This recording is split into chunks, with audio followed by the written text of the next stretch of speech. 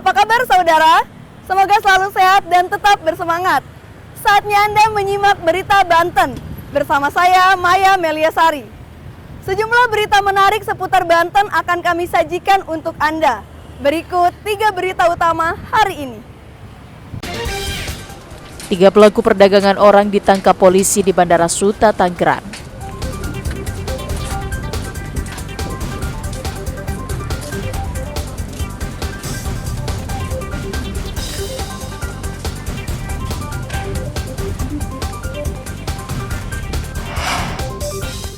Kurang waspada, warga di Kabupaten Serang tertabrak kereta.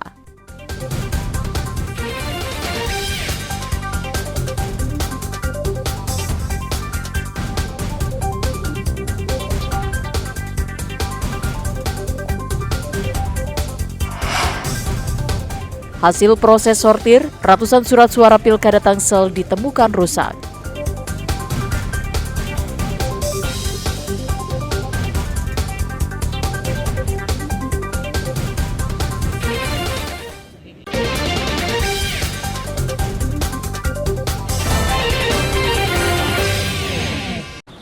Polresta Bandara Soekarno-Hatta membongkar jaringan tindak pidana perdagangan orang dan menangkap 3 pelaku saat akan memberangkatkan calon pekerja migran Indonesia ke negara Asia Tenggara dan Timur Tengah secara ilegal melalui Terminal 2 Bandara Internasional Soekarno-Hatta. 3 pelaku yang ditangkap yakni KA, AD, dan AT. Ketiganya langsung dibawa ke Polresta Bandara Soekarno-Hatta, Kota Tangerang. Pelaku akan memberangkatkan para korbannya ke negara Timur Tengah dengan menggunakan pesawat Batik Air dan transit di Singapura, kemudian melanjutkan perjalanan menuju Qatar. Berdasarkan hasil penyelidikan polisi, pelaku memiliki peran yang berbeda-beda, mulai dari mencari korbannya, mengurus paspor dan visa, sopir, hingga membelikan tiket dan mengantarkan korbannya ke negara tujuan. Agar tidak menjadi korban, polisi mengimbau kepada warga jangan mudah percaya dengan iming-iming bekerja di luar negeri dengan gaji besar apabila tidak ada prosedur yang benar. Hari ini jajaran Polresta Bandara Soekarno-Hatta bersama dengan teman-teman dari BP3MI Banten, teman-teman dari Imigrasi dan Kejaksaan Negeri Tangerang melaksanakan press release terhadap penangkapan 3 orang tersangka sindikat jaringan pemberangkatan CPMI secara non-prosedural yang terindikasi korban tindak pidana perdagangan orang. Para pelaku dijerat Undang-Undang tentang Tindak Pidana Perdagangan Orang dengan ancaman hukuman pidana 15 tahun penjara dan denda maksimal 15 miliar rupiah. Ariel Maranus dan Taufik Saleh melaporkan dari Kota Tangerang. Waspadalah saat sedang berjalan atau melintasi perlintasan kereta api. Laju kecepatan kereta api yang cepat dan tidak bisa berhenti mendadak menjadi alasan kita harus mendahulukan perjalanan kereta api. Di Desa Sukarame, Kecamatan Cikesal, Kabupaten Serang, seorang pria berusia 69 tahun tewas setelah tertabrak kereta penumpang yang melaju dari arah Merak menuju Rangkas Bitung.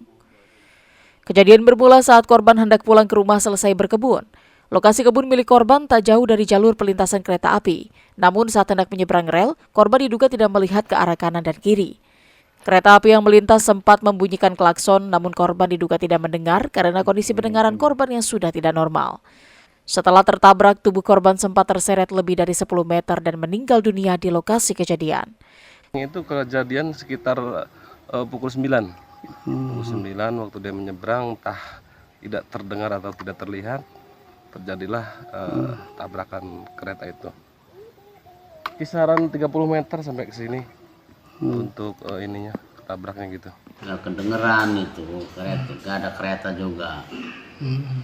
Gitu. Memang kalau bapak itu orang tua agak kurang pendengaran atau gimana?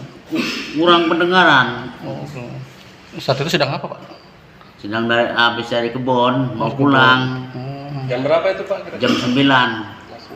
Iya. Jam 9. Emang kebunnya di pinggir rel tuh? Di pinggir kereta kebunnya itu. Di pinggir jalan kereta. Guna kepentingan identifikasi, jenazah korban langsung dibawa ke Rumah Sakit Bayangkara, Kota Serang. Ariel Maranus dan Ahmad Sayuti melaporkan dari Kabupaten Serang. Sidang vonis pidana korupsi dengan terpidana Asep Saipur Rohman, pegawai Dinas Kelautan dan Perikanan Provinsi Banten, digelar di Pengadilan Tipikor Serang. Asep menjadi terpidana suap proyek pemecah ombak Citwis. Asep Saipur Rohman menerima suap senilai 357 juta rupiah dari seorang pengusaha bernama Parjianto sebagai imbalan pemulusan pemenang dari proyek pembangunan Breakwater Citius dengan anggaran 3,7 miliar rupiah. Dalam sidang dalam agenda vonis, Asep Saipur Rohman terbukti bersalah dan dijatuhi hukuman 1 tahun penjara. Vonis yang dijatuhkan kepada terpidana lebih rendah dari tuntutan jaksa penuntut umum, yakni 2,5 tahun penjara. Dalam putusan hakim, Asep juga dikenai denda sebesar 50 juta rupiah. Berdasarkan vonis hakim, perbuatan meringankan terpidana telah mengembalikan uang hasil suap tersebut. Terkait putusan tersebut, Asep dan kuasa hukumnya masih pikir-pikir. Pikir-pikir dulu, hari kalau memang ada hal yang musyawarah dengan kita bahwa salah sikap yang sedang akan banding enggak kita sih nanti musyawarah dulu dengan kita. Sedangkan Parjianto yang merupakan pihak pemberi suap hingga saat ini masih dalam pencarian dan masuk dalam daftar pencarian orang. Ariel Maranus dan Fajri Munawir melaporkan dari Kota Serang.